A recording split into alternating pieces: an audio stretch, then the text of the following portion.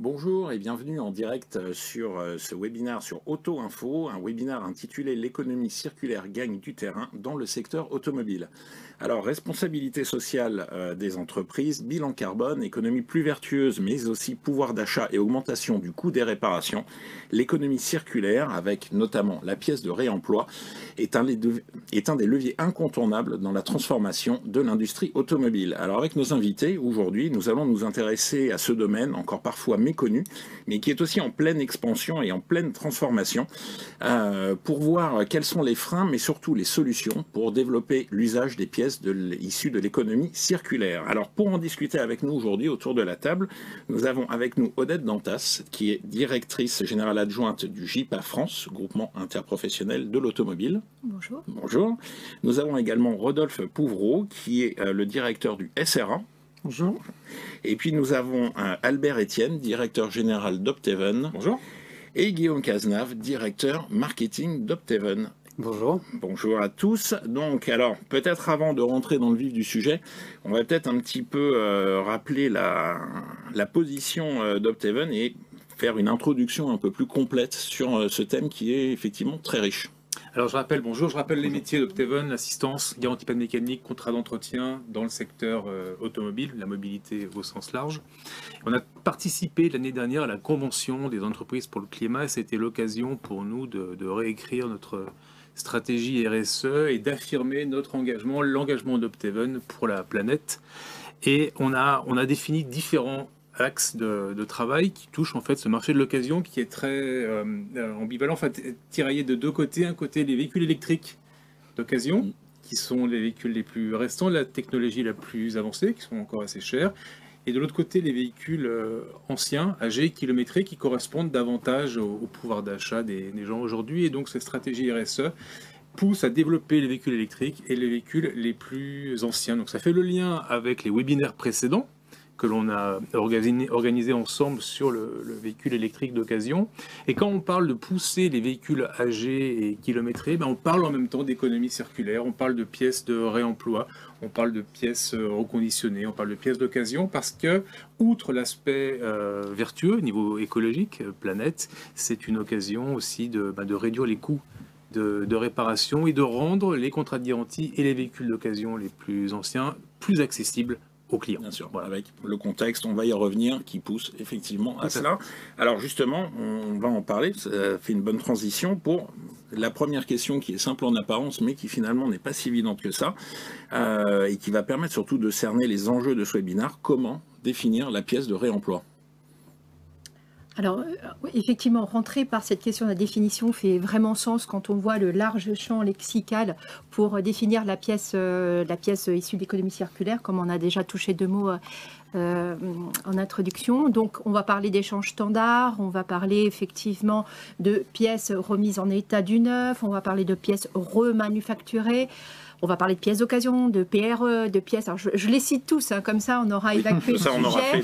Voilà. Comme ça on aura tout fait. Et effectivement, les pièces de réemploi. En fait, si on veut faire simple pour définir ces pièces-là, en fait, c'est une pièce qui a déjà une vie et qu'on va remettre dans le champ de la réparation automobile. On en distingue deux grands segments. Vous allez avoir les pièces qu'on remet à l'état du neuf, ce qu'on appelle les échanges standards, la pièce remanufacturée, et vous allez avoir de l'autre côté la pièce d'occasion. Ces deux grandes typologies forment ce qu'on appelle les pièces issues de l'économie circulaire, ce que certains utilisent encore un acronyme qui est les PIEC. Donc, et juste en introduction, c'est vrai qu'on parle aujourd'hui de ce sujet-là, mais ces pièces-là, il n'y a rien de nouveau. Hein. Elles existent depuis qu'on répare les véhicules. Et donc, vraiment, ce qui va être intéressant, et pourquoi il y a un éclairage aujourd'hui particulier, c'est qu'on va voir, il y a certains éléments aujourd'hui qui contribuent à ce que ces pièces-là soient des véritables solutions pour l'entretien et la réparation pour les différents conducteurs. Et qu'en tout cas, effectivement, avoir un lexique commun, ça pourrait aider à la fois les professionnels pour mieux les promouvoir, mais également, il faut toujours penser côté consommateur, aussi mieux appréhender le choix de la pièce qu'ils vont mettre sur leur véhicule.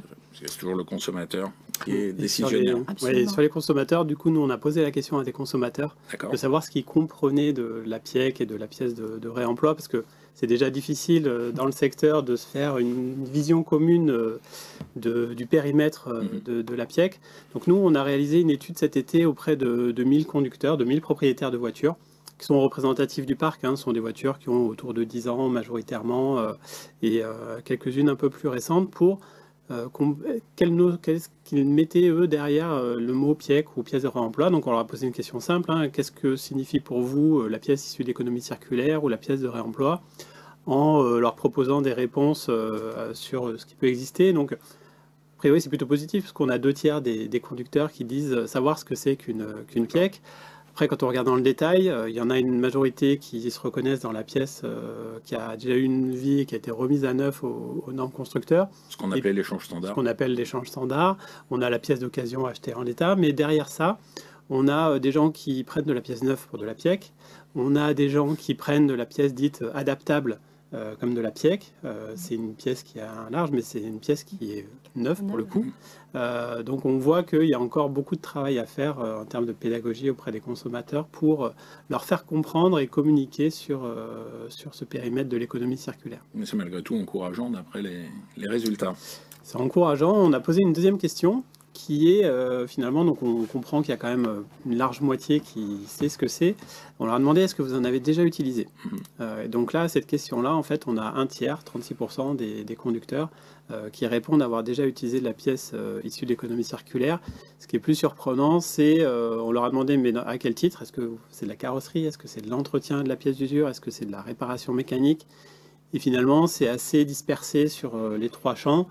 Alors qu'on s'attendrait, quand on connaît un peu le secteur, à ce qu'on parle plus de carrosserie que de reste.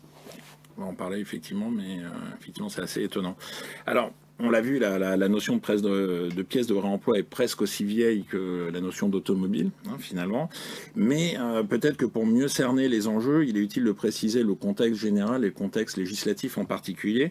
Et alors justement, que dit la loi au sujet de l'utilisation de pièces de réemploi? Alors, peut-être juste avant d'être dans des aspects réglementaires par rapport à ce secteur des pièces issues de l'économie circulaire, il convient de rappeler qu'il y a aujourd'hui des éléments à la fois structurels et conjoncturels qui font qu'aujourd'hui cette pièce est mise en avant aujourd'hui dans la prévente.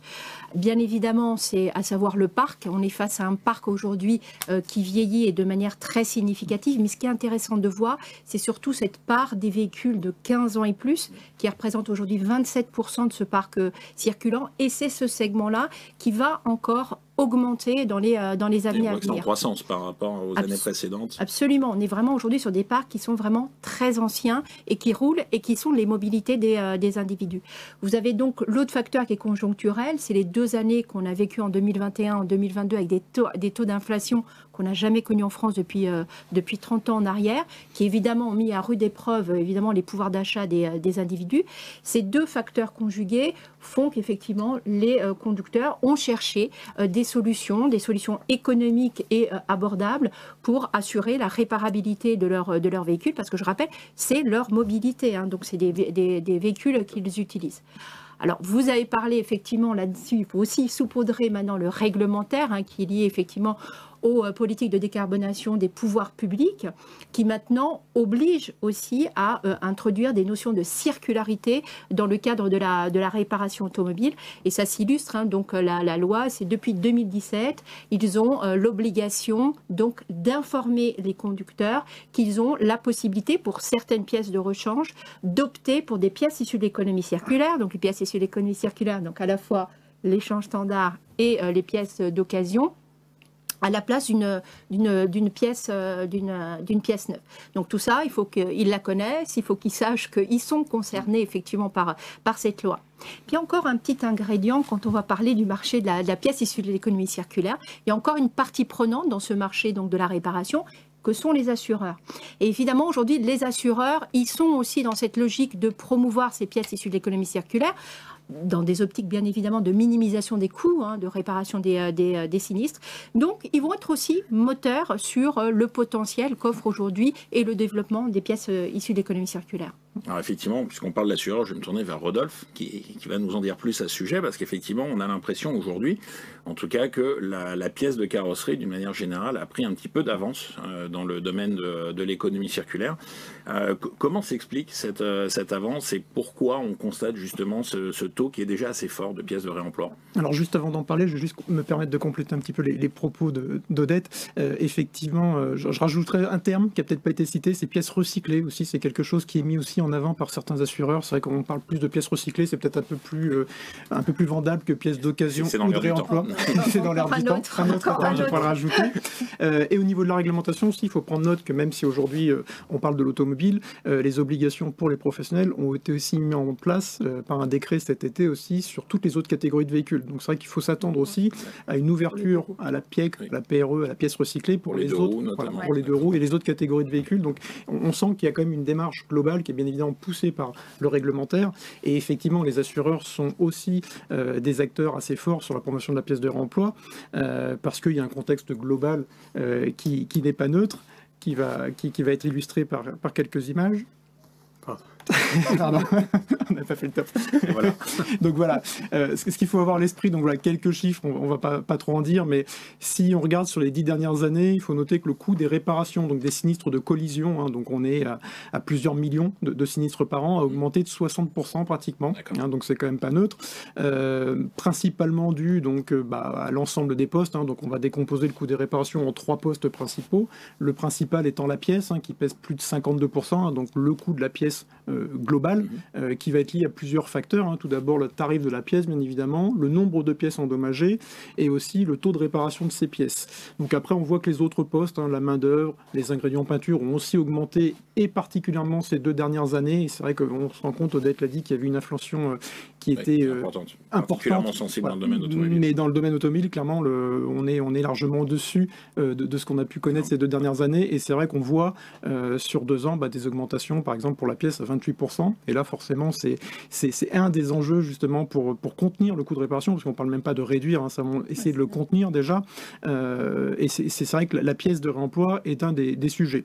Après, c'est pas nouveau non plus dans la réparation des collisions. Ça a toujours été utilisé par le carrossier, poussé aussi par l'expert, dans certains cas aussi pour réparer des véhicules qui pouvaient être limites en valeur. Et c'est vrai que dès lors où c'est juste des dommages esthétiques, il est quand même dommage d'envoyer un véhicule au rebut alors que c'est juste des dommages carrosserie. Et c'est vrai que ça, c'est quelque chose aussi qui est important et qui peut être un levier et un argument pour la pièce de réemploi quand on parle de pouvoir d'achat, de durabilité des véhicules. C'est à un moment donné que c'est quand même dommage d'aller jeter des véhicules qu'on peut réparer avec des pièces de réemploi. Et derrière, c'est aussi une empreinte carbone énorme puisqu'un véhicule qui part à la casse, il faut le retraiter, il faut le détruire. Et derrière, ça nécessite forcément que le propriétaire change sa mobilité, donc régénérer des impacts dans la création de ce véhicule.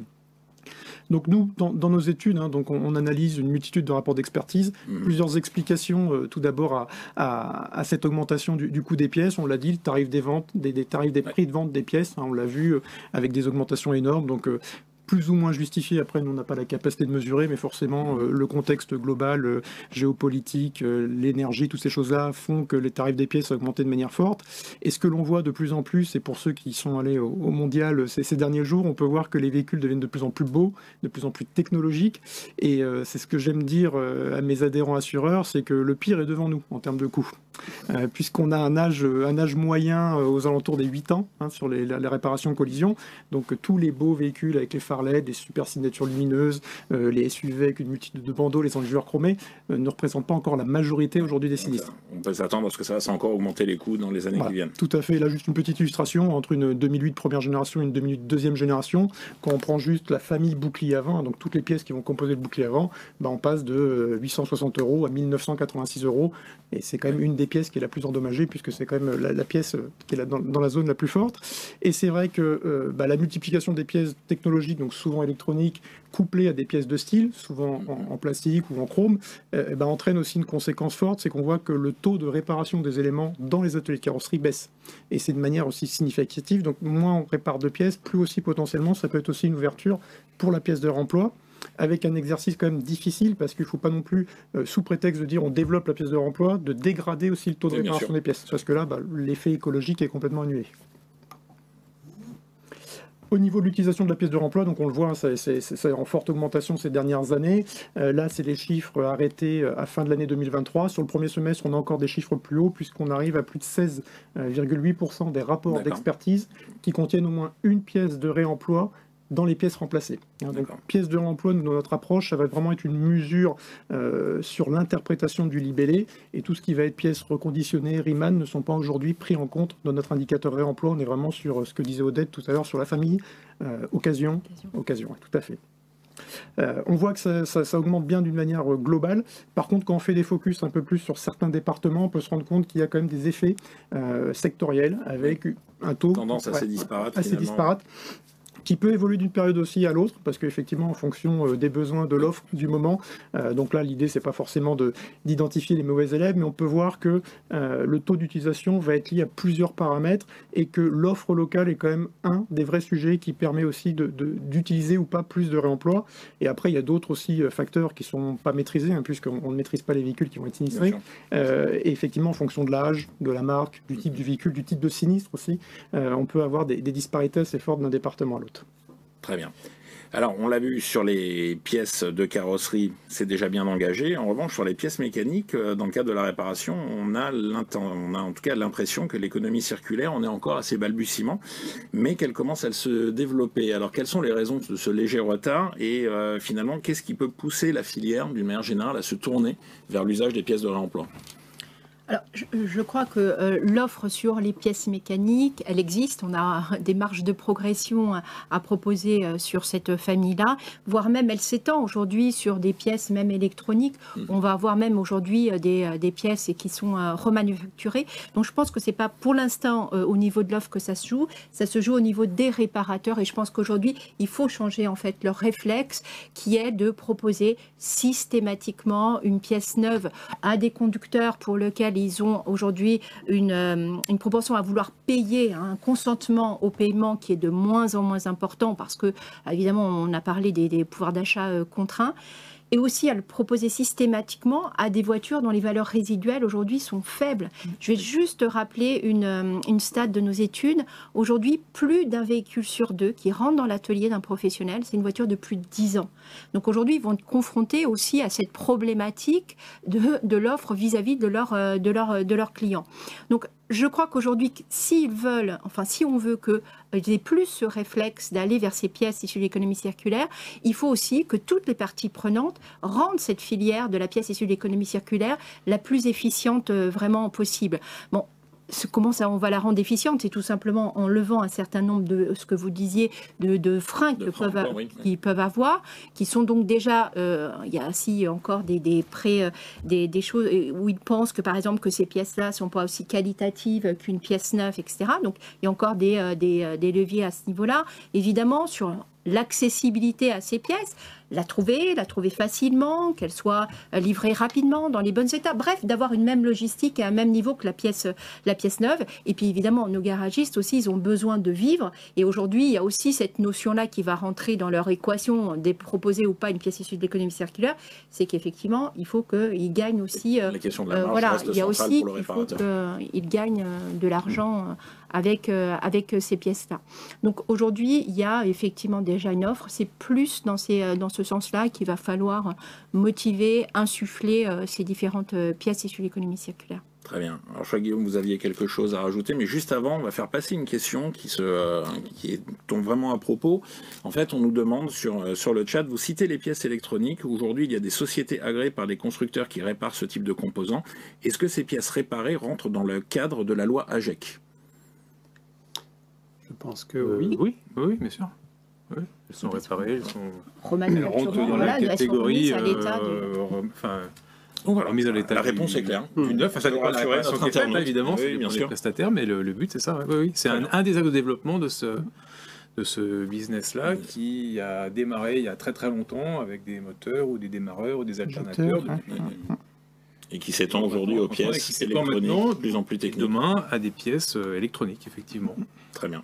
Sur cette question de la pièce mécanique, vous ce marché de la pièce mécanique de réemploi, d'échange standard, il existe depuis longtemps. Le sujet, il est poussé fortement maintenant depuis 2 ans. Tu as mentionné l'inflation qui est forte, ça c'est un fait. On a, nous, quand on regarde les véhicules qui rentrent en contrat de garantie chez nous, l'âge moyen augmente année après année. On prend quelques mois tous les ans et le kilométrage des véhicules à l'entrée augmente.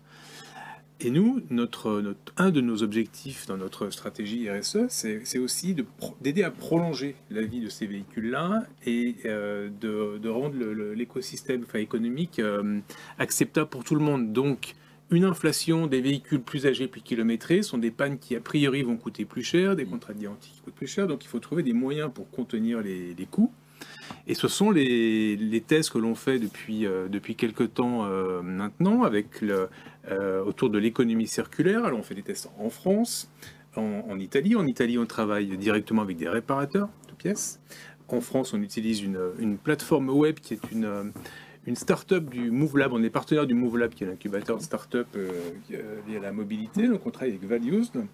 Et on observe les deux systèmes, et ça nous permet aujourd'hui, sur l'échantillon de contrats qu'on a intégré dans le test, d'avoir 8% des dossiers traités avec une pièce de l'économie circulaire. Donc on est encore loin des performances sur la carrosserie, mais en tant qu'assureur de la panne mécanique, nous on essaye de pousser. Donc on commence avec ces 8%. Et puis on a fait également un bilan carbone là, il y a quelques temps, et on s'aperçoit aussi dans les outils de mesure que sur des pièces qui sont lourdes en poids, ça représente des économies de l'ordre de 40% d'émissions de CO2. D'accord. Également. Quand on utilise une pièce... Ce qui est important dans le cadre du bilan carbone, qui est une des motivations. Exactement. Voilà. Tout ça, après, ça nécessite des adaptations d'outils, de process. On rentre dans des relations avec les réparateurs. On en reparlera après, où là, il y a des freins qui apparaissent. Mais c'est vraiment quelque chose qui est important de pousser.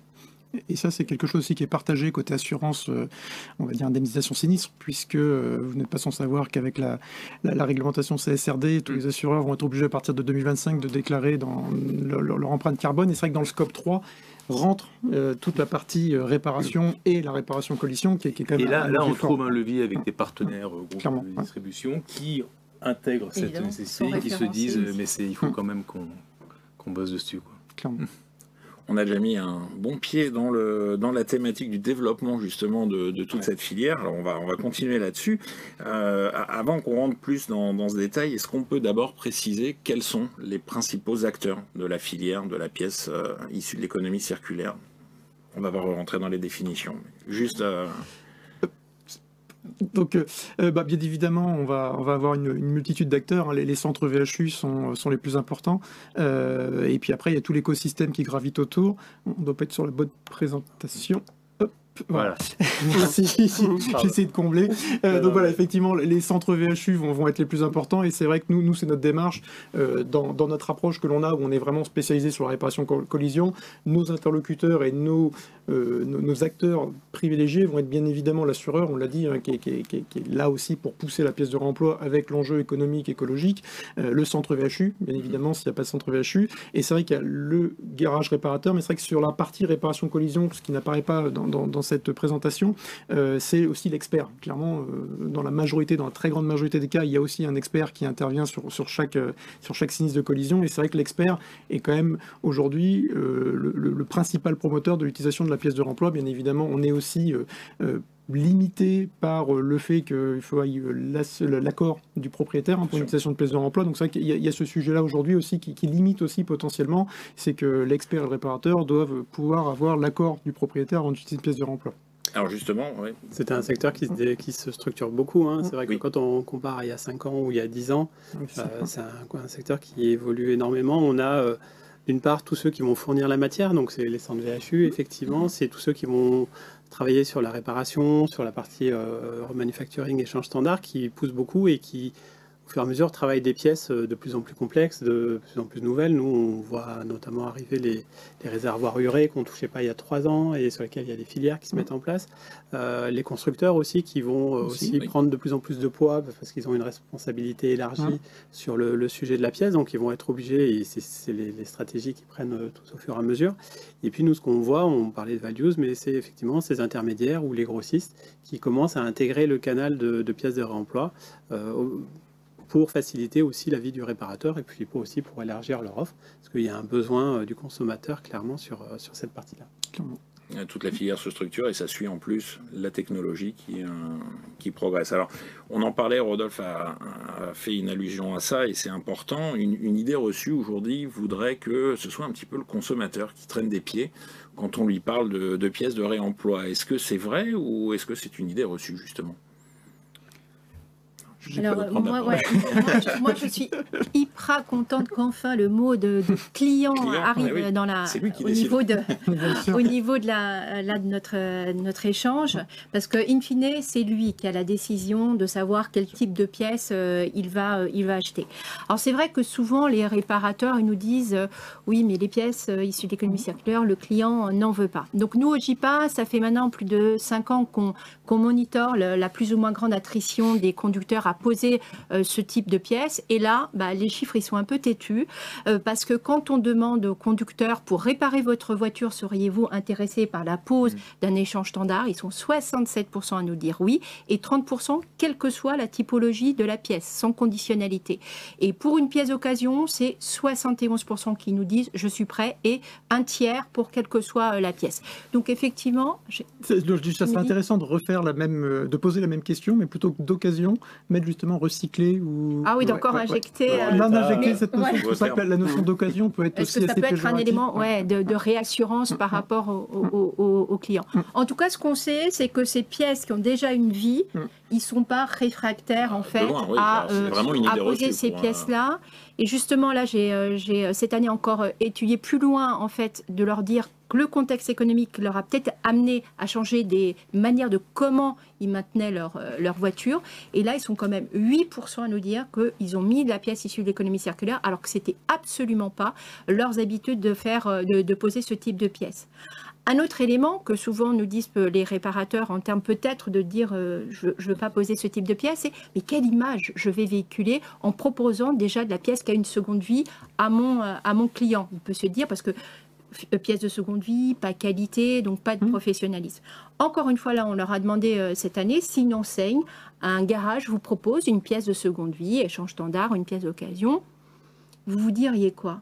Et là, encore une fois, les réactions, elles sont très positives et de manière très massive. 85% une réaction positive. Pourquoi ? Ils se disent, ils me proposent quelque chose qui est adapté à mon véhicule, donc qui me permet l'accessibilité à mon acte d'achat, c'est-à-dire réparer mon véhicule. Ils pensent à mon portefeuille, donc je peux me permettre effectivement encore d'entretenir mon véhicule. Et tout ça, et on a vu aujourd'hui les enjeux que vont être effectivement de témoigner de son empreinte carbone. En plus, ils nous disent, et puis en plus, ça veut dire que c'est un garage qui a un peu une conscience écologique. Il n'y a pas tant de choses que ça pour effectivement mettre en avant. Et l'offre en termes de pièces issues de l'économie circulaire va être un petit ingrédient aussi dans l'image un peu de garage vert pour les réparateurs. Donc, il est clair que côté consommateur, c'est ouvert et qu'effectivement, les pièces issues de l'économie circulaire dans tout l'écosystème aujourd'hui des solutions du conducteur pour préserver une mobilité qui est une mobilité à mon sens inclusive, ça rentre dans le champ aujourd'hui les pièces issues de l'économie circulaire. Pas avec ce petit supplément d'âme, mais avec ce petit plus qu'en plus il y a une réparabilité qui est vertueuse. Donc c'est pas négligeable. Donc ils sont prêts les consommateurs, mais il faut aussi les rassurer.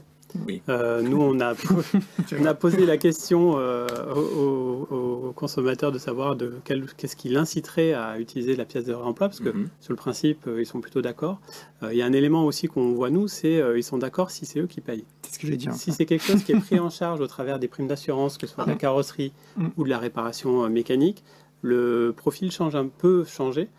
Parce que si vous payez, je prends l'exemple de la garantie panne mécanique, vous payez 40 € par mois. Si on ne vous a pas expliqué que c'était des produits qui étaient éligibles, accessibles à la pièce issue de l'économie circulaire, pour beaucoup en tout cas, vous ne voyez pas pourquoi vous n'auriez pas de la pièce neuve dans la réparation. Donc ça, c'est un élément important aussi, à la fois sur la communication, mais aussi de bien comprendre selon qui paye la pièce. Les réactions peuvent un peu évoluer. Mais je crois, là, Guillaume, c'est surtout dans le champ de l'assurance. Quand il y a des sinistres pris en charge, effectivement, le premier réflexe des conducteurs, je paye pendant des années, effectivement, et j'ai jamais rien coûter finalement mon assureur. Donc ils peuvent se poser la question, mais pourquoi j'irais mettre effectivement une pièce de réemploi à la place d'une pièce neuve? Mais dans les autres cas, je pense qu'il voit vraiment des alternatives. Et puis après, c'est si on est meilleur dans notre champ lexical de ce que sont ces différentes pièces, quel est le compromis pour moi, conducteur, quand je vais poser ce type de pièces, je pense qu'il y a une ouverture, effectivement. Est-ce qu'il y a une adhésion qui sera forte? Donc, quand on a posé la question, qu'est-ce qui vous donnerait le plus confiance dans l'utilisation de ces pièces issues de l'économie circulaire? Le premier élément qui sort, c'est la garantie sur la pièce. Effectivement, c'est une pièce qui a déjà eu près d'un consommateur sur deux. Près d'un consommateur sur deux. Donc, ils ont besoin qu'on leur amène de la certification sur ça. Le deuxième élément, quand même, qui n'est pas neutre, c'est le prix. C'est-à-dire qu'effectivement, s'il y a un vrai écart de prix, si ça leur permet de contenir leur budget, de maintenir leur pouvoir d'achat ou peut-être d'aller chercher des réparations plus importantes, c'est ça qui va alors aussi être un élément déclencheur sur la bascule vers la pièce de réemploi. Puis après, il y a plein d'autres aspects. On a le fournisseur de la pièce, bien sûr, si elle vient par le garage habituel ou si elle vient par le constructeur, ça sera sans doute un élément facilitant pour l'utilisation des pièces. Très bien. Alors, on a une question d'internaute qui est intéressante dans ce cadre-là. Alors, je ne sais pas qui va vouloir y répondre, mais on nous demande, avec la libéralisation sur les pièces captives, notamment de carrosserie, le législateur ouvrant la porte aux pièces de qualité équivalente ou adaptables, mais qui sont des pièces neuves, donc non issues de l'économie circulaire. Qu'en pensez-vous? Alors, je pense que est-ce que c'est plus une concurrence qui pourrait remettre un petit peu en question l'utilisation de pièces issues de l'économie circulaire? Je pense que c'est un autre sujet. C'est une pièce neuve. C'est une pièce neuve et on sort complètement moins cher. Je pense que c'est au niveau du prix, voilà. Je pense qu'en plus le terme ouvre grand, pour moi il en trouve, parce qu'effectivement quand on voit les délais, avant qu'on commence, on a le temps de voir venir avant que, en gros c'est quelque chose sous... Une notion de qualité, et la qualité n'est pas posée non plus. Voilà. Une pièce qui est standard, évolue comme une œuvre. On va en parler. Non, mais l'idée, je pense que c'est pas une pièce plus que l'autre. Ce qui est important aujourd'hui pour les professionnels, c'est d'avoir de l'offre, de mettre en position de choix leurs clients, que le client ne se dise pas, bah non, lui, je ne peux pas aller chez lui parce qu'il n'y a que tel type d'offre. Donc, ce n'est pas une pièce plus que l'autre. C'est vraiment aujourd'hui d'avoir cette complémentarité d'offres pour répondre aujourd'hui aux besoins des réparateurs. Des réparateurs. Ça ouvre grand, oui. Ça ouvre la porte à la prochaine question, puisque finalement on a parlé donc du client qui est très ouvert à cette question. L'autre frein dont on parle beaucoup, c'est justement le réparateur en lui-même qui traînerait les pieds pour monter de la pièce issue de l'économie circulaire. Alors comment on peut expliquer que ce dernier maillon de la chaîne, qui est aussi le plus important finalement, soit aujourd'hui en retard sur cette question? Moi, je ne me permettrais pas de dire qu'ils traînent des pieds, parce que quand on voit quand même l'évolution sur ces dernières années pour la partie réparation-collision, on voit quand même qu'il y a un effort qui est fait, et forcément, c'est le réparateur aussi. Tout à l'heure, on disait que l'accord du client est prépondérant, mais c'est aussi le réparateur qui va vendre aussi, pièces de réemploi ou pas, en fonction du champ lexical qu'il va utiliser, enfin, de comment il va expliquer, comment il va accompagner. Donc, c'est vrai que les réparateurs, sur la partie carrosserie, sont de plus en plus quand même dans la pratique de la pièce de réemploi. Après, il ne faut pas oublier qu'on part quand même d'une certaine habitude, de certains réflexes aussi. Si on veut faire un parallèle avec nos vies de tous les jours, s'il y a 5 ans, on nous avait dit qu'on aurait la possibilité d'acheter des vêtements d'occasion sur une application, je ne suis pas sûr que beaucoup de nous y auraient cru. Donc c'est vrai que voilà, c'est en train d'évoluer. Après, effectivement, il y a plusieurs leviers qui font aujourd'hui, qui complexifient aussi. C'est quand même le réparateur, il a aussi une obligation aussi. C'est un chef d'entreprise avant tout, donc il y a quand même pas mal de contraintes dans son entreprise. Et il y a des choses quand même qui l'empêchent aussi de faire ce qu'il veut. Moi, je pense qu'il faut se mettre aussi à la place des réparateurs, des distributeurs automobiles. Le marché, il est difficile. Clairement. Complètement. Le marché, il est très difficile. Ils ont des contraintes de rentabilité, ils ont des emplois à assurer. Et aujourd'hui, il y a une activité après-vente qui contribue fortement à cette rentabilité, parfois que la vente de voitures neuves ou l'occasion prend le relais. Mais c'est un écosystème qui est compliqué aujourd'hui, équilibré. Et le sujet de la pièce de réemploi, il bouleverse un peu les équilibres. Ils sont en place aujourd'hui, le réparateur, il a sa chaîne d'approvisionnement chez un grossiste ou chez le constructeur, c'est la pièce neuve, il connaît les délais, il connaît son niveau de marge, il connaît la qualité de service qu'il y a derrière. C'est très simple, il a cette habitude. Mais tout ça, ça perturbe les équilibres. Donc un réparateur, qu'est-ce qu'il va se dire? Il va se dire la pièce qui est échange standard, occasion, pareil, peu importe comment on l'appelle, quelle est la qualité de la pièce? Est-ce que je ne vais pas avoir des problèmes avec mon client? Est-ce que cette pièce, elle a une garantie? Vous êtes gentil avec votre histoire de pièces reconditionnées, de pièces vertueuses, mais si c'est pour me créer des problèmes et que je perds un client derrière, c'est pas la peine. Ensuite, il va mettre en avant des problèmes de logistique. Aujourd'hui, il a une chaîne d'appro avec son grossiste ou le constructeur où il sait qu'en quelques heures, il a la pièce chez lui. Donc là, il va peut-être se rajouter un jour. Voilà, donc ils vont un problème. Et puis, il y a le sujet central de la marge aussi. Une pièce neuve, elle vaut 100. La pièce échange standard ou d'occasion, elle vaut moins cher, évidemment. Et le pourcentage de marge est probablement le même, peut-être le même, mais c'est vrai qu'en valeur, c'est un peu différent. Voilà, donc même si nous, dans la gestion de nos contrats, on arrive à considérer l'ensemble en équilibrant avec les prises en charge sur la main-d'œuvre, en équilibrant l'ensemble, ça ferait quand même des sujets de réflexion et des problèmes, des soucis pour un réparateur. Mais ça avance, ça progresse.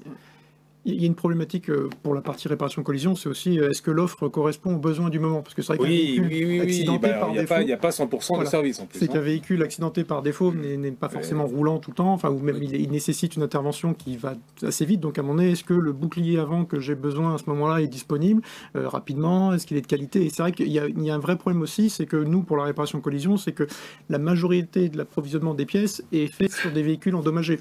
Donc c'est un petit peu cyclique, c'est-à-dire que la pièce qu'on a le plus besoin, c'est la pièce qui est la plus endommagée sur les véhicules sur lesquels on va chercher des pièces. Et donc nous, on essaie de pousser en fait ce système-là pour expliquer au réparateur qu'il peut arriver à faire la même marge, que la pièce elle est d'une qualité qui est très bonne, que la logistique c'est pas un problème, et qu'en même temps, il va répondre de manière positive à un élan côté consommateur qui, on le voit enquête après enquête, eh bien, a un a priori de plus en plus favorable sur l'économie circulaire en général, sur le réemploi. Et si on lui donne le choix, bien souvent maintenant le consommateur va dire si vous voulez une pièce neuve ou une pièce qui est en état neuf et de qualité équivalente, on a parlé d'empreinte carbone tout à l'heure, qui aura dégagé moins de CO2, de plus en plus, il va prendre cette alternative-là. Et qu'aujourd'hui, ils sont confrontés à une réalité. Accéder pour un conducteur à une mobilité neuve, c'est aujourd'hui très difficile. Voilà. Donc, je dois conserver mon véhicule, on conserve beaucoup plus longtemps. Donc, il y a aussi des réalités aujourd'hui de proposer des alternatives de réparation qui vont être moins chères, que ce soit à travers la place issue de l'économie circulaire ou d'autres types d'offres. Donc, c'est aussi une réalité pour bon nombre de réparateurs dont c'est leur cœur de client. Donc, automatiquement, on ne peut pas aujourd'hui faire cette impasse-là. Mais après, on a même une approche dogmatique. C'est que pour la réparation d'un véhicule sinistré, c'est que la très très grande majorité des véhicules sinistrés ne sont pas neufs. Et c'est vrai qu'à un moment donné, l'assureur se doit de remettre aussi son assuré dans la situation où il était avant le sinistre. Et c'est vrai qu'à un moment donné, on ferait même pratiquement de la surqualité à mettre des éléments neufs sur un véhicule qui est d'occasion. Et c'est vrai que c'est aussi revenir, et c'est vrai qu'Odette l'a dit tout à l'heure, le réflexe doit être je répare, je ne peux pas réparer, je remplace la pièce, je vais chercher s'il y a du réemploi, s'il n'y a pas du réemploi, je vais chercher d'autres solutions. Mais c'est vrai que c'est là aussi où on doit modifier les habitudes et les réflexes de chacun, c'est que la réparabilité doit être avant tout, puisqu'on est quand même sur ça, et c'est vrai qu'après le deuxième réflexe, ça doit être est-ce que c'est possible en économie circulaire. Parfait. Alors justement, on en a parlé un petit peu, c'est surtout l'approvisionnement qui semble encore parfois problématique. Est-ce que c'est réellement un manque de matières premières, de pièces, ou est-ce que c'est encore une organisation qui a du mal à se mettre en place aujourd'hui, qui est insuffisamment structurée? Rodolphe l'a dit, faut avoir de la matière, et en carrosserie notamment, s'il n'y a pas de voiture existante, on aura du mal à trouver des pièces. En mécanique, c'est un peu différent, donc en fait, en dessous de 5 ans, c'est quand même très difficile. En carrosserie, je pense encore plus, mais en mécanique. Mais les solutions de réparation, elles émergent.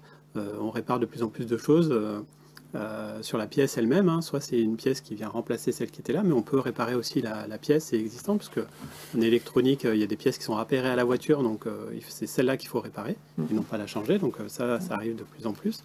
Les filières, elles se développent. On commence à récupérer aussi de plus en plus les pièces lorsqu'elles sont cassées, etc. Les filières, elles se mettent petit à petit en place. Donc on va aller vers des choses qui vont se développer aujourd'hui. Enfin, nous, ce qu'on voit en termes de réparation, historiquement, c'est alternateur démarreur, où effectivement, ce marché il est déjà largement sur de l'échange standard, les moteurs d'occasion, les boîtes de vitesse, les turbocompresseurs, mais on voit arriver de nouvelles pièces, toute la partie réparation électrique, électronique, et puis aussi des nouvelles pièces comme tout ce qui est réservoir durée, et puis tout ce qui va être capteur également, tout ce qui est lié aux ADAS. Là, il faudra passer par la réparation parce que ça coûte extrêmement. Et pour reboucler avec le sujet des véhicules électriques dont on parlait au début, on a la réparation des batteries aussi, clairement, se développer. Oui, pour des sujets économiques aussi. Une batterie, c'est 40% du prix de la voiture aujourd'hui. Oui, Vous ne pouvez pas vous permettre de remplacer une batterie qui va coûter 15 000 euros, quoi. Clairement. Alors, on avait une question d'un internaute qui nous demandait justement, pour ces pièces un petit peu techniques, certaines pièces peuvent être protégées par des brevets. Est-ce que cela impacte la rénovation ou le réemploi? Sur l'échange standard, il n'y a pas de sujet parce que c'est le cahier des charges constructeur. Donc s'il la répare, c'est qu'il a le cahier des charges du constructeur et sans doute qu'il l'autorise. Après, sur la partie occasion, je ne sais pas dire, mais... On va avancer sur le sujet, c'est encore beaucoup de choses à dire.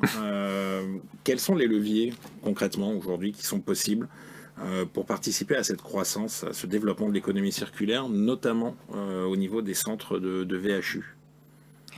Nous, on le voit, la slide est passée un petit peu vite tout à l'heure, mais on se rend compte que la majorité des pièces sont concentrées sur quelques pièces de carrosserie en fin de compte. Et c'est vrai que sur le graphique, là, effectivement, on peut voir que sur la courbe rouge, ça va être le taux de remplacement des pièces endommagées. Donc, elles sont classées par ordre d'importance de gauche vers la droite, le bouclier avant étant la pièce la plus endommagée dans les sinistres. Et la courbe verte va être le taux de pièces de réemploi sur ces familles de pièces. Et où on a encore, et c'est là le message positif, de quoi s'améliorer sur le taux de PRE, c'est partout où vous avez un pavé rose, c'est là où effectivement l'écart est le plus élevé entre le taux de PRE bas et un taux de remplacement de pièces élevé. Donc après, par nature, il y a des pièces qui seront peut-être compliquées à les récupérer puisqu'on peut rentrer sur de la partie sécuritaire avec des éléments de train roulant, est-ce qu'on doit y aller ou pas, c'est des sujets. Par contre, on se rend compte que pour faire le lien avec les pièces de mécanique, on se rend compte qu'il y a certaines pièces de mécanique où il n'y a pas du tout de PRE aujourd'hui sur des radiateurs, des condenseurs de clim par exemple, qui sont quand même des pièces très très coûteuses. Et après, il y a une multitude de pièces aussi aujourd'hui qui ne sont pas forcément démontées par les centres VHU parce qu'ils n'ont pas aussi créer le besoin chez l'utilisateur, chez leurs clients de carrossiers.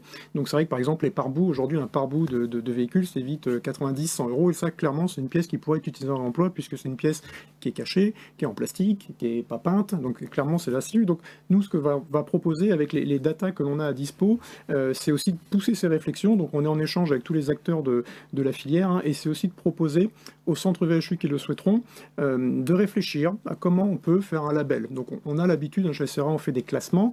On a les centres VHU de roues qui sont classés par rapport à l'absence de réglementation il y a déjà 9 ans. Et là, l'idée de ce qu'on va proposer, c'est de se dire, on met tout le monde autour de la table, donc bien évidemment les fédérations et les acteurs des centres VHU, c'est de leur dire, voilà, nous on a de la data, on sait que potentiellement on peut améliorer là-dessus, comment on peut y aller? Et l'idée, ça sera de construire avec eux un label, donc de définir un protocole, et ça va arriver très très vite, puisqu'on va faire notre première réunion le 15 novembre, et l'idée c'est ça, c'est d'avancer et de passer d'observateurs que l'on est à acteurs, clairement, et c'est de donner des pistes d'amélioration au centre VHU. Et l'idée, ça sera un label qui pourra être graduel. L'idée, c'est d'identifier celui qui est très bon aujourd'hui, qui pourrait être médaille d'or, si on veut rester dans le thème des JO, par exemple. Et l'idée, c'est celui qui serait peut-être un peu moins performant, c'est de lui donner des clés pour pouvoir aller vers le haut et que tout le monde, ceux qui le souhaitent du moins, soient les plus vertueux sur les pièces issues de l'économie circulaire. Très bien. Et donc, on va conclure en disant finalement, voyons ensemble ce qui peut être le plus important finalement, comment rassurer le client final et qu'est-ce qu'on peut encore faire aujourd'hui pour développer toute cette économie circulaire et faire en sorte qu'elle soit encore plus utilisée dans le monde de la réparation. Alors nous on pense qu'on a un rôle de prescripteur, d'influenceur de ce marché-là. On souhaite, ça c'est notre feuille de route sur les prochaines années, on souhaite avoir la moitié des dossiers éligibles chez nous, horizon 2030, qui soient traités avec des pièces de réemploi. Ça veut dire quoi? Ça veut dire travailler en amont sur la filière d'approvisionnement, identifier les bonnes filières pour approvisionner en pièces de réemploi dans la gestion de nos contrats, et puis ça veut dire aussi travailler sur les contrats qu'on commercialise. Et ça veut dire aussi travailler avec des réseaux de réparation, fluidifier la chaîne de service et avoir une offre parfaitement adaptée pour répondre à la demande des clients finaux qui souhaitent bénéficier de pièces de réemploi et leur permettre de continuer à acheter des véhicules, et continuer à les entretenir et à les faire réparer, ce qui est le fond du sujet. Et puis on a un autre objectif à moyen terme également, c'est que 100% de nos nouvelles offres comprennent une alternative pièce de réemploi. Aujourd'hui, on répond à des consultations de professionnels de l'automobile, on répond à des cahiers des charges, mais à partir de maintenant, dans 100% des cas, on va introduire une alternative et on va la proposer à notre partenaire en disant « Vous avez réfléchi à telle solution, ben nous on vous propose une alternative qui pousse et qui favorise la pièce de réemploi parce que c'est un système qui est vertueux, qui vous aidera et qui va répondre à une demande des clients finaux. » Voilà dans quelle direction on essaie de travailler. Très bien. Bon, bah merci beaucoup. Je peux juste rajouter un petit élément. Bien sûr. L'idée, c'est que aussi cette conscientisation aujourd'hui d'être de plus en plus sur des démarches qui vont être de croissance verte ou d'éco-responsabilité. Nous, au JIPA, on mène une étude tous les ans auprès de 1000 réparateurs et on voit que ça fait quand même bonhomme de chemin. Aujourd'hui, quand on leur pose la question, est-ce que vous êtes intéressé par une certification, une labellisation entreprise éco-responsable, ils sont déjà aujourd'hui 43% à nous dire qu'ils sont intéressés.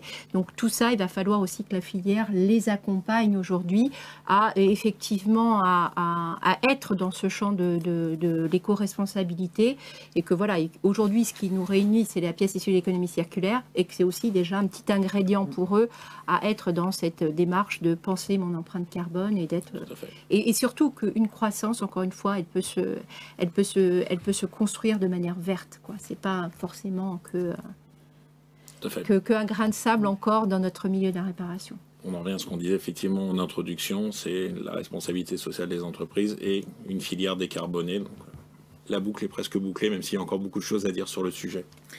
Je vous remercie. Merci. Le webinaire se termine. Merci à tous nos intervenants et aux internautes pour leurs questions. Vous pourrez retrouver ce webinaire en replay dès demain et vous pourrez également le noter si vous le souhaitez. Voilà, moi je vous dis à bientôt. Merci à nos experts présents aujourd'hui et au revoir. Au revoir.